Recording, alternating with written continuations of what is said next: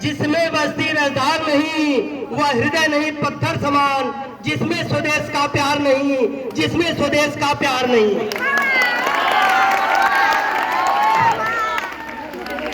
आज इस अमृत महोत्सव, आजादी का अमृत महोत्सव मनाया जा रहा है।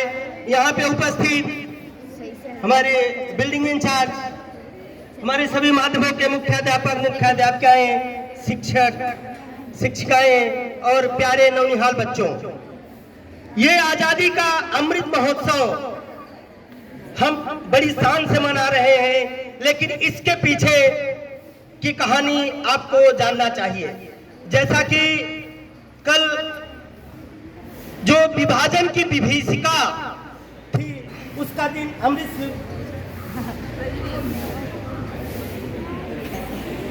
उसका स्मृति दिवस आपने देखा। सोचिए, अगर हमारे घर से कोई अलग होता है, एक परिवार से कोई अलग होता है, तो कितना कष्ट होता है। उस समय वो मंजर कैसा रहा होगा कि जब एक पूरा देश 2 खंडों में विभाजित हुआ। उस समय ऐसा नहीं था कि कोई एक जात के लोग एक जगह रहते थे, कोई एक धर्म के लोग एक जगह रहते थे। पूरे देश, जो बृहत्तर भारत, कुछ तो पहले कट गए, लेकिन सन 1947 में हमारे जिगर के 2 टुकड़े हो गए। आज हमें उसको याद करते हुए एक रहना होगा। आज अगर देश में ये बातें होती हैं कि तेरे टुकड़े होंगे, भारत तेरे टुकड़े होंगे, तो इतना कष्ट होता है कि ऐसा लगता है कि फिर से क्या वही मंजर देखना होगा। तो प्यारे बच्चों, आपको ये समझना होगा कि हमें इस देश को बचा के रखना है। जो हमारे वीर जवानों ने ये आजादी ला के दिया, वो गुलामी की दास्तां कितनी कष्टदायक रही होगी कि हम अपने मन का कुछ भी नहीं कर पाते होंगे।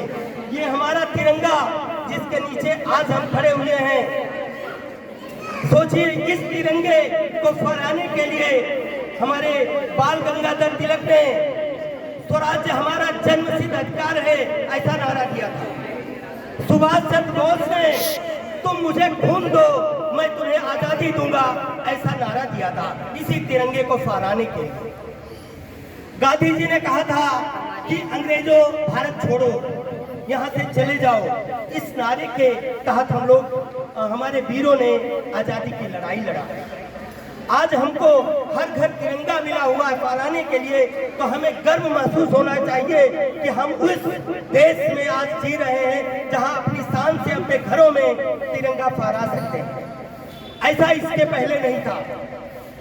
जैसा कि आप लोग सब जानते हैं कि इस तिरंगे में 3 रंग दिखाई देता है, लेकिन एक मास्टर जी ने पूछा कि इस तिरंगे में कितना रंग है।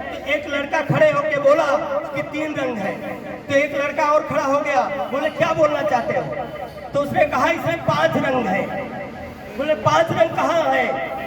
तो बोले 3 रंग, केसरिया, सफेद और हरा, ये तो दिखाई दे रहा है। चक्र में नीला रंग है। तो बोले 5वां रंग कहाँ है? तो बोला कि जब मैं 5 साल का था तो मेरे घर पे सैनिक के साथ मेरे पिताजी का अंतिम दर्शन मैंने किया। उनके बदन पे तिरंगा लपटा हुआ था, उसके ऊपर जो लाल रंग मैंने देखा, खून के छींटे देखा, उसको मैंने 5वां रंग माना। तो वही खून का छींटा यानी बलिदान, हमारे बहुत सारे वीरों ने बलिदान देके ये आजादी ला के दिया है। तो अब हम सब की जिम्मेदारी है, जहाँ पे जैसे हमें, अगर हम बच्चे हैं तो हम बच्चे आपस में प्रेम करके एक दूसरे का साथ देना चाहिए। एक छोटी सी कहानी में एक जिम्मेदारी का कि अभी हम बच्चे हैं, क्या करेंगे हम, तो इसमें हम क्या करेंगे। उसी में एक जगह आग लगी हुई थी, एक छोटी सी चिड़िया जाके अपने चोंच में सब पानी डाल रहे थे बाल्टी से, कोई वैसे, वो जाके चोंच में पानी लाती थी और उस आग में डालती थी। सब देख रहे थे कि इसके एक चोंच में कितना पानी आएगा, एक बूंद। उससे पूछे कि तुम्हारे एक बूंद पानी से क्या वो आग बुझ जाएगी? तो उसने कहा कि नहीं बुझेगी, मैं भी जानती हूं, लेकिन कल को अगर इतिहास बनेगा तो कोई ये नहीं कह सकता है कि एक चिड़िया खड़ी थी, आग लगी थी, उसने नहीं बुझाया, आग को देखती रही। तो वही जो चिड़िया कर सकती है, तो वही आप छोटे हैं, आप कर सकते हैं। आप अपने पढ़ाई के माध्यम से, आप छोटे हैं लेकिन आपको समझना है, जैसा कि स्वच्छता अभियान हमेशा चल रहा है, उस स्वच्छता अभियान को आप फॉलो कर सकते हो। अपनी क्लास को गंदा नहीं होने दोगे, अपने परिसर को गंदा नहीं होने दोगे। आप आपस में एक दूसरे से जो झगड़ा करते हो, ये हिंदी मीडियम का है, इंग्लिश मीडियम का है, ये उर्दू मीडियम का है, उस भावनाओं को आप दबा सकते हो। हम सब इस शाला संकुल में एक हैं, हमें एक होके रहना है, ये बातें आप कर सकते हो। और जो कभी आपको, जैसे आजकल व्हाट्सएप का ग्रुप दौर चल रहा है, कोई भी नफरत फैलाने वाला अगर आपको मैसेज मिला, उसको वहीं दबा दो, किसी दूसरे को फॉरवर्ड मत करो, ये आप कर सकते हो। और आप अपने को एक मजबूत कर सकते हो। अगर कहीं पे भी इस झंडे को, आज हर जगह दिखाई दे रहा है, अगर कहीं झंडा आपको गिरा मिले तो उसको आप उठा लीजिए, उसको वहीं पड़ा रहना मत दीजिए। ये मत सोचिए कि किसने गिराया किसने नहीं, आप ले लीजिए, उसको सुरक्षित स्थान पे रखिए, अपने घर लेके जाइए।